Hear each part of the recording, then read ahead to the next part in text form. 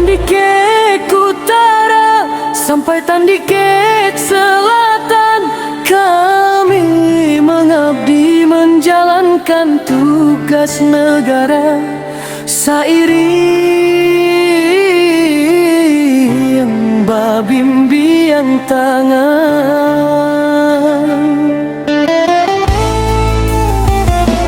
Kemudian tampak gunung Tandike, Kailie tampak sawanan bajanjan. Masyarakat nyolah hijau batinlah kami liek, warganya ramah santun jo tamu nan datang. Kami Babin Kamtibmas minta pada masyarakat samo menjago alam saratojo lingkungan.